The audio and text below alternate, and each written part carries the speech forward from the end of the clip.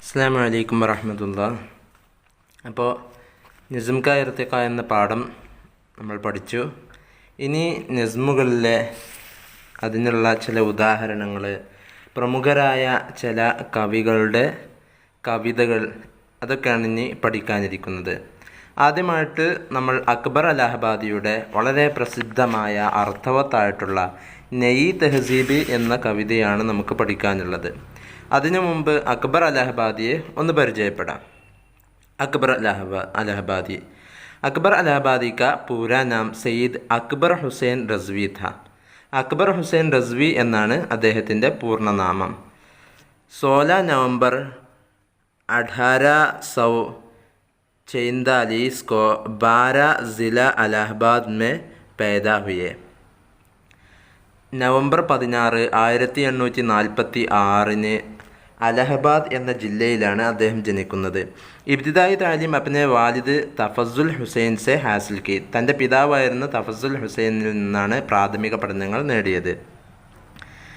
ഉസ്കെ ബാദ് പെഹലെ മക്തബ്, അതിനുശേഷം ആദ്യം മക്തബിലേക്കും പിന്നീട് ഫിർ ജംന മിഷൻ, അഥവാ ജംന എന്ന് പറഞ്ഞാൽ യമുന എന്നാണ് മലയാളത്തിൽ വായിക്കുക. ജംന mission school may ദാഖിൽ ഹുയെ, Yamuna mission school എന്ന സ്കൂളിൽ പ്രവേശനം നേടുകയും ചെയ്തു. ലേക്കിൻ 1857 के इनकलाब की वजह से താലീം ജാരി ന രഖ് സക്കെ. പക്ഷേ 1857 വിപ്ലവം കാരണത്താൽ അദ്ദേഹത്തിന് തൻ്റെ പഠനം മുന്നോട്ട് കൊണ്ടുപോകാൻ അത് തുടരാൻ സാധിച്ചില്ല.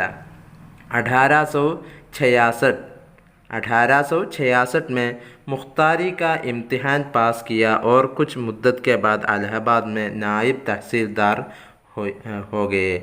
1866 മുഖ്താരി, അത് ഒരു പ്രത്യേകതരം അന്നത്തെ ഒരു എക്സാമാണ്, അത് പാസ്സാവുകയും അങ്ങനെ കുറച്ചു കാലം നായിബ് തഹസീൽദാർ, അസിസ്റ്റൻ്റ് തഹസീൽദാറായിട്ട് അദ്ദേഹം വർക്ക് ചെയ്യുകയും ചെയ്തിട്ടുണ്ട്.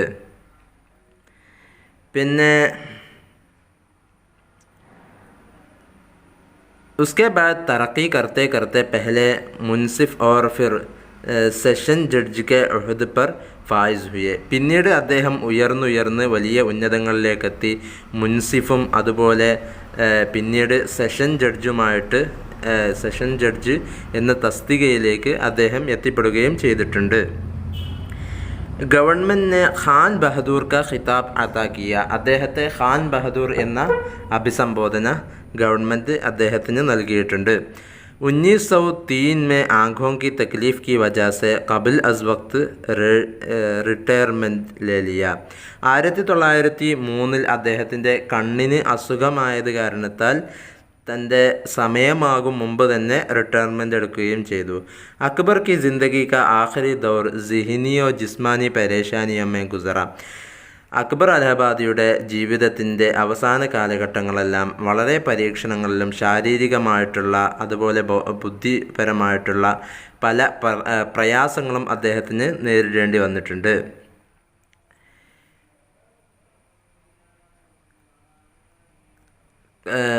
1921 में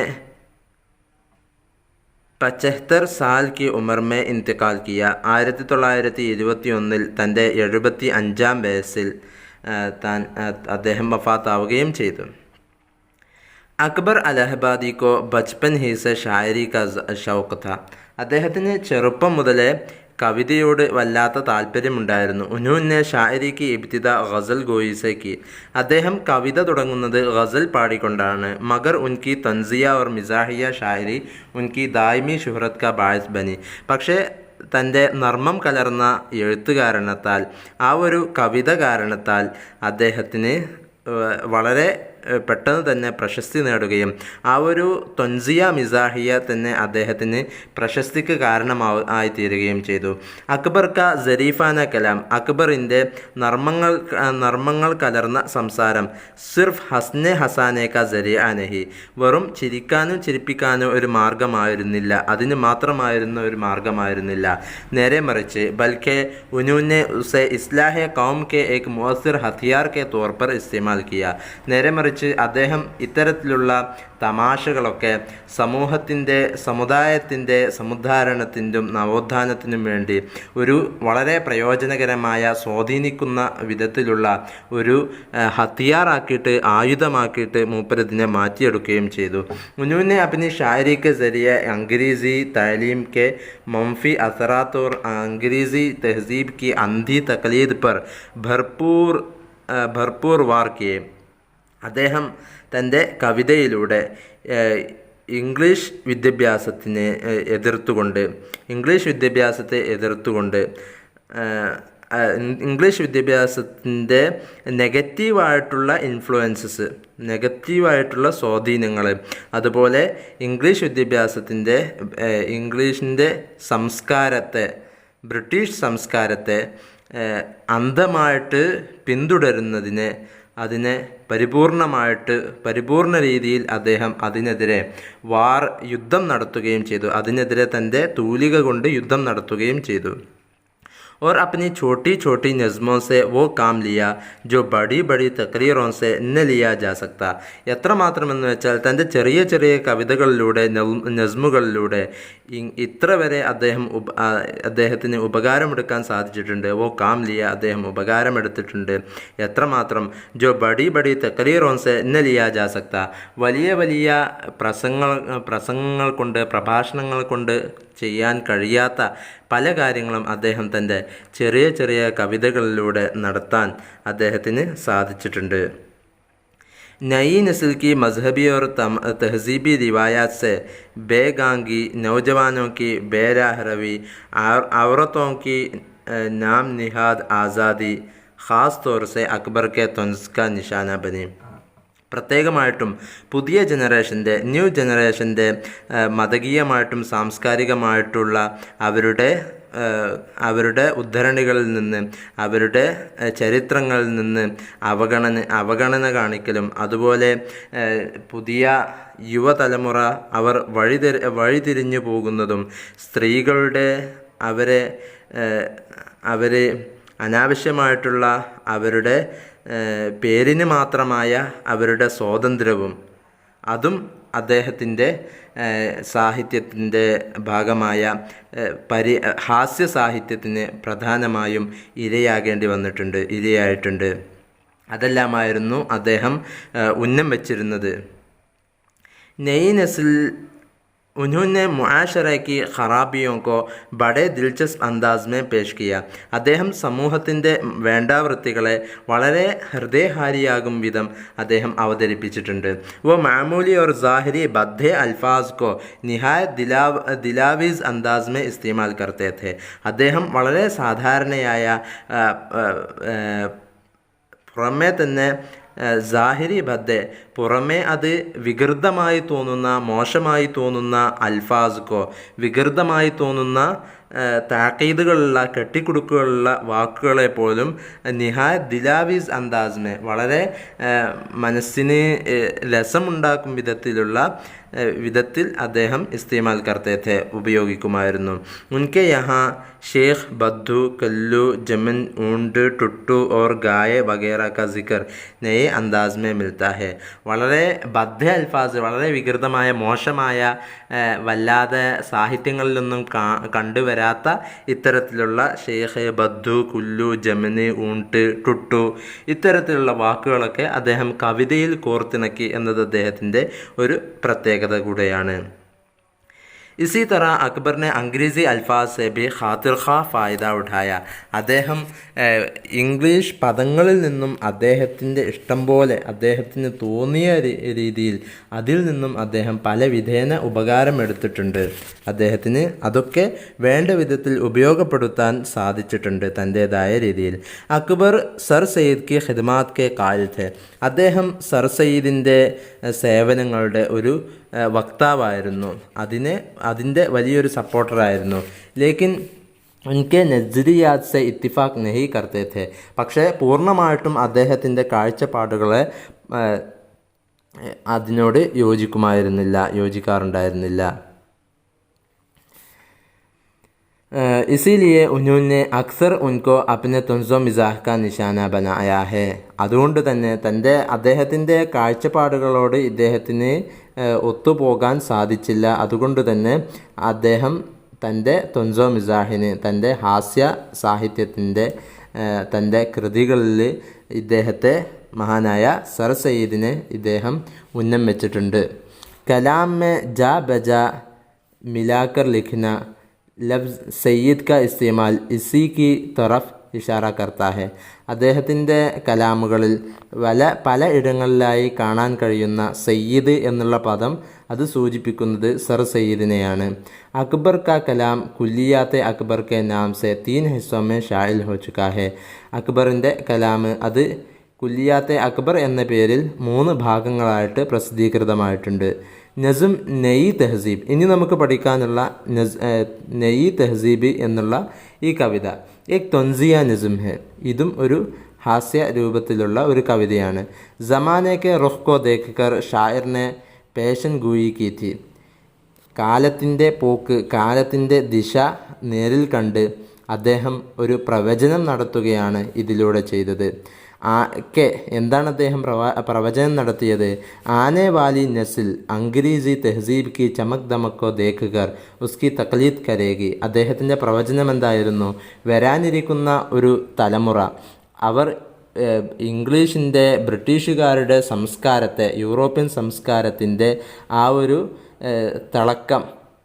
ഒരു തിളക്കം കണ്ടിട്ട് അതിനെ അവർ അന്ധമായിട്ട് പിന്തുടരുകയും ഓർ അപ്ന തമദ്ദുൻ ഭൂൽക്കർ, തൻ്റേതായിട്ടുള്ള സംസ്കാരത്തെ, ആ ഒരു നാഗരികതയെ മറക്കുകയും അപ്നി ഷനാഖത്ത് ഖോദേഗി, തൻ്റെ ഐഡൻറ്റിറ്റി തന്നെ നഷ്ടപ്പെടുത്തി കളയും എന്ന് അദ്ദേഹം പണ്ടേ മുൻകൂട്ടി കണ്ടതാണ്. और शायर की बातें बड़ी हद तक सच साबित हो रही हैं. ഈ കവിയുടെ അന്നത്തെ പ്രവചനങ്ങൾ ഇന്നും വളരെ സത്യമായിട്ട് ഇന്ന് പുലർന്നുകൊണ്ടിരിക്കുകയാണ് എന്ന് നമുക്ക് മനസ്സിലാക്കാം. ഇത്രയാണ് നമുക്ക് അക്ബർ അലഹബാദിയെക്കുറിച്ച് പറയാനുള്ളത്. ഇനി നമ്മൾ കടക്കുന്നത് നയി തെഹ്സീബി എന്നുള്ള പാഠഭാഗത്തിലേക്കാണ്. നയി തെഹ്സീബിനെ കുറിച്ച് നേരത്തെ സൂചിപ്പിച്ചതുപോലെ തന്നെ ഇത് വരും കാലത്തേക്കുള്ളൊരു പ്രവചനമായിരുന്നു അക്ബർ അലഹബാദിയുടെ. കവിതയിലേക്ക് ഒന്ന് നോക്കാം. യെ മൗജൂദ ത്വരീഖെ രാഹി മുൽക്കെ അദം ഹോംഗെ, നയി തഹസീബ് ഹോഗി और नए सामा बहम होंगे, नए उन्वान से जीनत दिखाएंगे हंसी अपनी, न ऐसा पेच जुल्फ़ों में न गेसू में यखुम होंगे, न खातूनों में रह जाएगी पर्दे की ये पाबंदी, ने घूंघट इस तरह से हाजिब रूए सनम होंगे. बहुत होंगे मुगन्नी नग़्म तक़लीद यूरोप के, मगर बेजोड़ होंगे इसलिए बेताल सिम होंगे.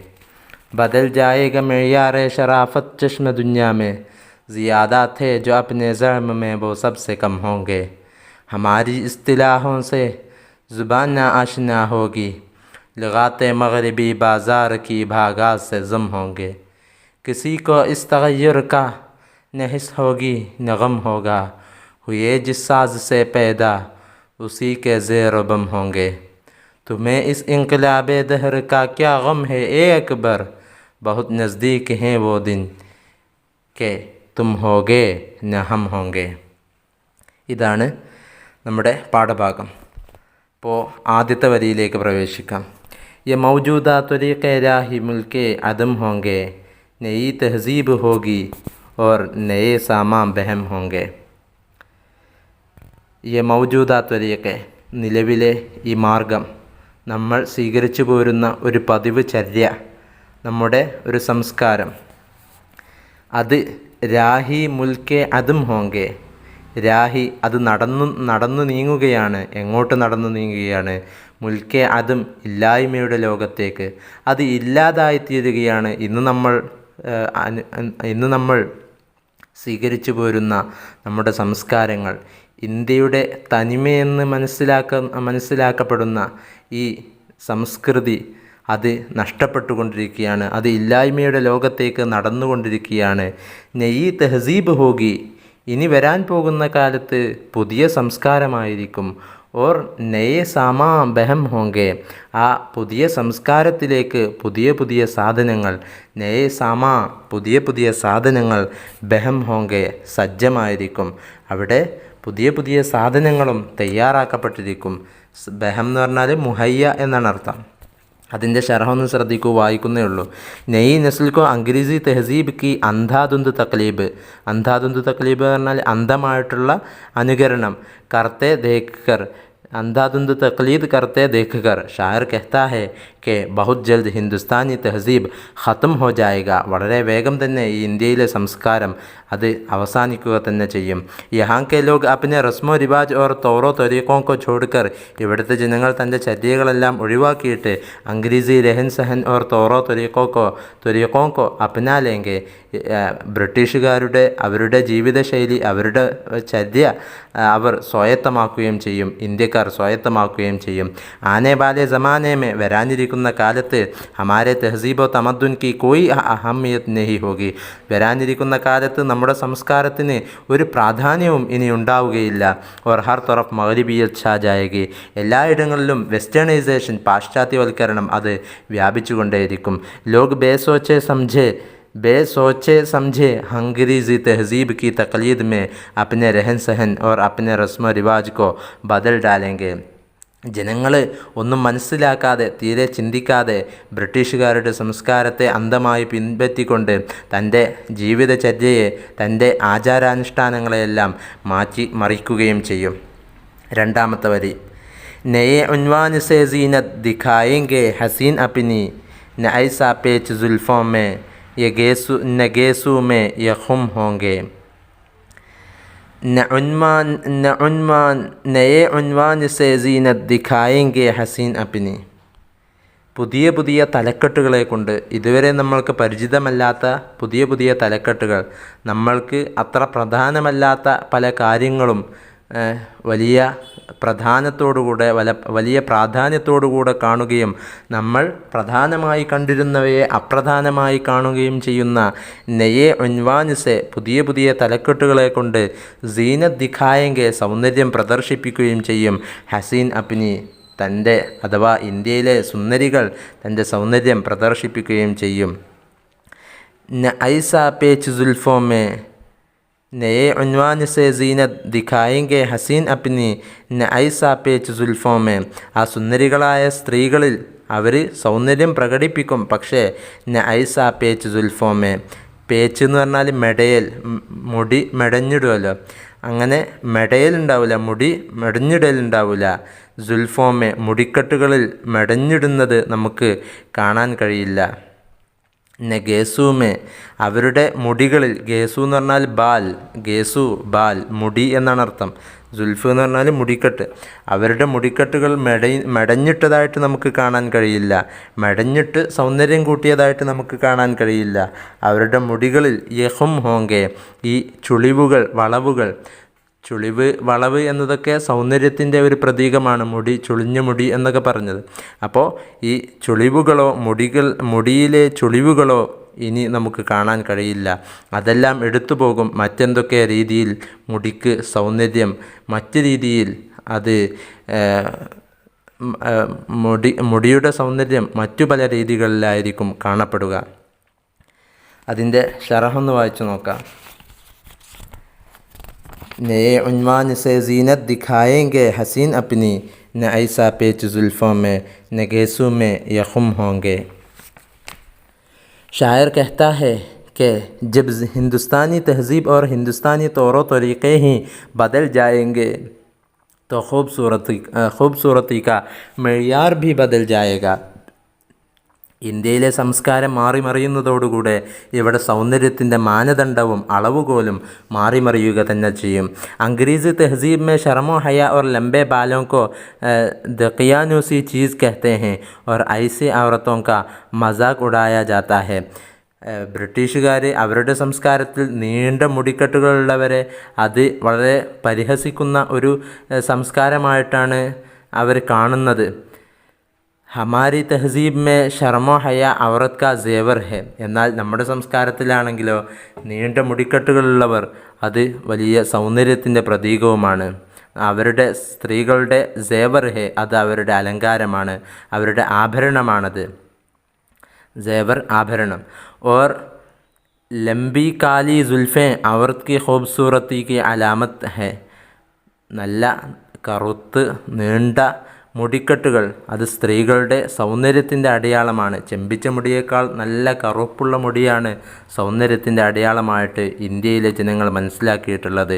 ലേക്കിൻ മഗ്രിബ് കി തഖലീദ് മേ യേ സബ് ചീസ് ഖത്ം ഹോ ജായേങ്കി, പക്ഷേ പാശ്ചാത്യരെ അന്ധമായി പിന്തുടരുന്നതോടുകൂടെ ഈ കാര്യങ്ങളെല്ലാം അവസാനിക്കും.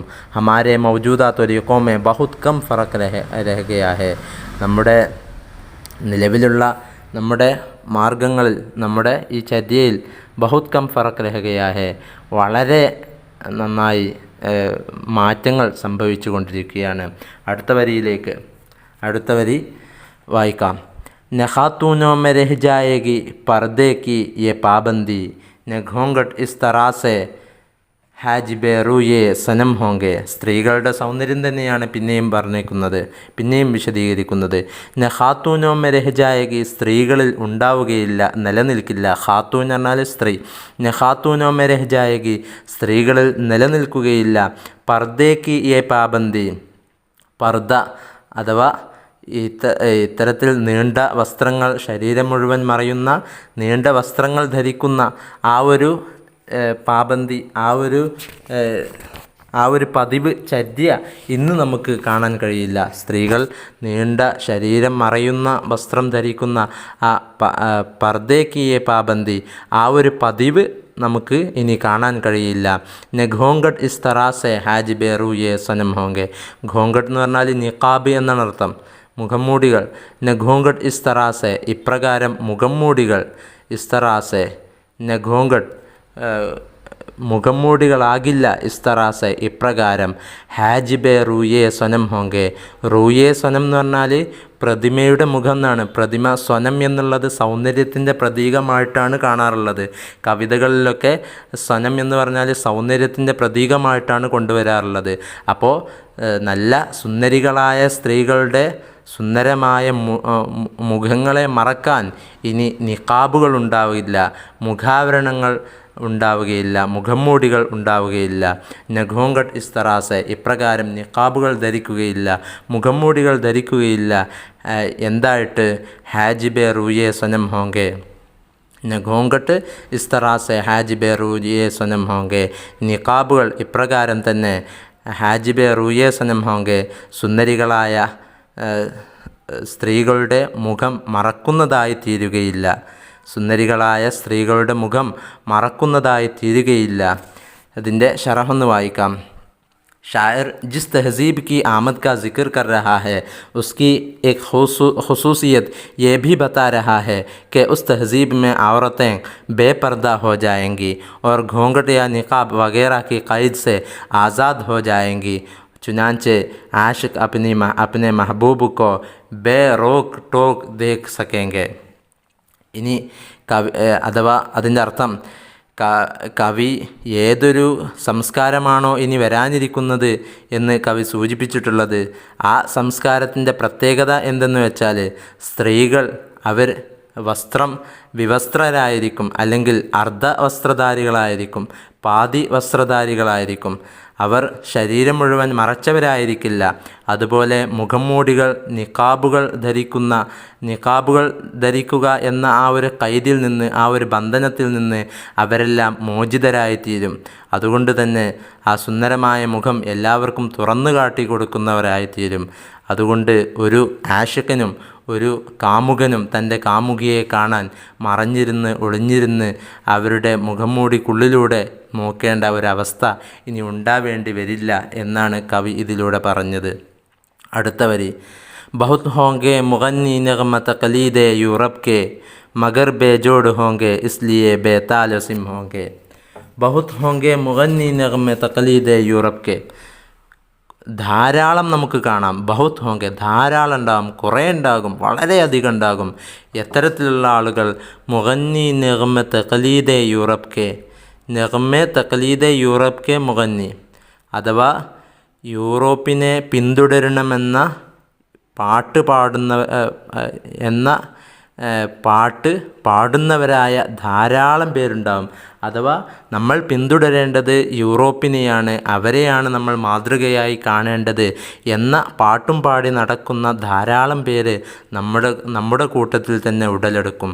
ബഹുത് ഹോങ്കെ, ധാരാളമുണ്ടാകും. മുഗന്നി, പാട്ട് പാടുന്നവർ.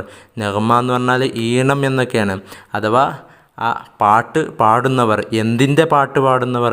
തഖലീദെ യൂറോപ്പ്, യൂറോപ്പിനെ പിന്തുടരുന്നതിനെക്കുറിച്ചുള്ള പാട്ട് പാടുന്ന ധാരാളം പേര് നമ്മുടെ കൂട്ടത്തിൽ തന്നെ ഉടലെടുക്കും. പക്ഷേ മഗർ ബേജോഡ് ഹോങ്കെ, അങ്ങനെ യൂറോപ്പിനെ പിന്തുടരുന്ന് യൂറോപ്പിൻ്റെ ശൈലിയിൽ അവർ പാട്ട് പാടി തുടങ്ങുമ്പോൾ, അല്ലെങ്കിൽ യൂറോപ്യർക്ക് വേണ്ടിയിട്ട് അവർ പാട്ട് പാടി തുടങ്ങുമ്പോൾ അവരുടെ പാട്ടുകളെല്ലാം മഗർ ബേജോഡ് ഹോങ്കെ, ജോഡിയില്ലാത്തതായിത്തീരും. അഥവാ ബന്ധമില്ലാത്തതായിത്തീരും. പരസ്പര ബന്ധങ്ങളില്ലാത്ത, സ്വന്തം താൻ സംസാരിച്ചു കൊണ്ടിരിക്കുന്ന ഭാഷയും അവരെ ഉരുവിട്ടുകൊണ്ടിരിക്കുന്ന ഈണങ്ങളും തമ്മിൽ പരസ്പര ബന്ധങ്ങളില്ലാത്തതായിത്തീരും. മഗർ ബേജോഡ് ഹോങ്കെ, ബന്ധമില്ലാത്തതായിത്തീരും. ഇസ്ലിയെ, ആ ബന്ധമില്ലാത്തത് ആയിത്തീർന്നത് കാരണത്താൽ തന്നെ ബേ താലോ സിം ഹോങ്കെ, അതുകൊണ്ട് തന്നെ താളവും സ്വരവും, താൽ എന്ന് പറഞ്ഞാൽ താളം, സിം എന്ന് പറഞ്ഞാൽ സ്വരം എന്ന, ബേതാലോ സിംഹോങ്കെ, അതുകൊണ്ട് തന്നെ അവരുടെ സംസാരങ്ങൾക്ക്, അവരുടെ പാട്ടുകൾക്ക് ഒരു താളവും സ്വരവും ഉണ്ടാവുകയില്ല. പഴയ പാട്ടുകളും പുതിയ കാലത്തെ പല പാട്ടുകളും നമ്മൾ എടുത്തു നോക്കുകയാണെങ്കിൽ അതിൻ്റെ ഒരു മാറ്റം നമുക്ക് കാണാൻ കഴിയും. ഉദാഹരണങ്ങളൊന്നും ഞാനിവിടെ പങ്കുവെക്കുന്നില്ല. അതിൻ്റെ മഗർ ബേജോഡ് ഹോങ്കെ ഇസ്ലിയെ ബേതാലോ സിം ഹോങ്കെ, അതിൻ്റെ ഷറഹൊന്ന് നോക്കാം. ഷായർ कहता है कि आज की नौजवान नस्ल बेसोचे समझे मगरिबी तहजीब की नकल कर रही है. ഇന്നത്തെ ജനങ്ങൾ, ഇന്നത്തെ പുതിയ തലമുറ, അവർ ചിന്തിക്കാതെ മനസ്സിലാക്കാതെ പാശ്ചാത്യ സംസ്കാരത്തെ അവർ കോപ്പി ചെയ്തുകൊണ്ടിരിക്കുകയാണ്. നക്കൽ കർ റഹി ഹെ, അതിനെ കോപ്പി ചെയ്തുകൊണ്ടിരിക്കുകയാണ്. ഓർ തേസി കെ സാത്ത് യെ തെഹസീബ് ഉൻകെ ദിലോ ദിമാഗ് പർ ഛാത്തി ജാ രഹി ഹെ, വളരെ വേഗത്തിൽ തന്നെ ഈ ഒരു സംസ്കാരം അവരുടെ ഹൃദയത്തിലും അവരുടെ ബുദ്ധിയിലും ഇതാകെ പരന്നു പോയിക്കൊണ്ടിരിക്കുകയാണ്. ഉസ്കാ അസർ ഹെ, ഇതിനുള്ള ഒരു അസർ, ഇതിൻ്റെ ഒരു സ്വാധീനം എന്നോണം കെ കാനോ കെ പർദേ फाड़ देने वाली म्यूसिकी और बेसुरे गाने हर तरफ सुनाई देने लगी. अथवा ചെവികളുടെ അടപ്പിനെ തന്നെ, ചെവികളുടെ പാടയെ തന്നെ പൊട്ടിച്ചു കളയും വിധം അത്രയും യോജിപ്പില്ലാത്ത, രസമില്ലാത്ത മ്യൂസിക്കുകളും അതുപോലെ സ്വരങ്ങളില്ലാത്ത പാട്ടുകളും എല്ലായിടങ്ങളിൽ നിന്നും നമ്മൾ കേട്ടു തുടങ്ങി. നൗജവാൻ നസ്ൽ ഭി ഹിന്ദുസ്ഥാനി മ്യൂസിക്കി കോ ഭൂൽക്കർ ബേസർ ഓർ താൽ വാലി മ്യൂസിക്കി സെ ലുത്ഫ് അന്തോസ് ഹോനെ ലഗി. ഇന്ത്യയിലെ പുതിയ തലമുറ പോലും ഇന്ത്യൻ മ്യൂസിക്കുകളെ മറന്നിട്ട് സ്വരമില്ലാത്ത, താളമില്ലാത്ത ഇവരുടെ മ്യൂസിക്കുകൾ, അതിൽ രസം കണ്ടെത്തി തുടങ്ങി. ഇന്നത്തെ പാട്ടുകളൊക്കെ നമുക്കെടുത്തു നോക്കിയാൽ മതി. ഓർ മഗരിബി അന്താസ് വാലെ ഗിലോ കാറോം കോ പസന്ത് കർണേ ലഗി. അപ്പോൾ പാശ്ചാത്യൻ രീതിയിലുള്ള പാട്ട് പാടുന്നവരെ അവർ ഇഷ്ടപ്പെടുകയും ചെയ്തു തുടങ്ങി. ആശയങ്ങളാണ് നമ്മൾ പങ്കുവെക്കുന്നത്. ഹമാരെ ഇസ്തിലാഹോं से ज़ुबान ना आशना होगी, लुगाते मगरिबी बाज़ार की भागा से जम होंगे. ഇനിയുള്ള 2-3 വരികളുണ്ട്. അതും അതിൻ്റെ ഷറഹുകളും പിന്നെ ചോദ്യോത്തരങ്ങളും അടുത്ത ക്ലാസ്സിലേക്ക് മാറ്റിവെക്കുകയാണ്. സമയം നീളുമെന്ന് പേടിച്ചുകൊണ്ട് വാഖിർ ദഅ്വാനാ അൽഹംദുലില്ലാഹി റബ്ബിൽ ആലമീൻ. അസ്സലാമു അലൈക്കും വറഹ്മത്തുള്ളാഹി വബറകാതുഹു.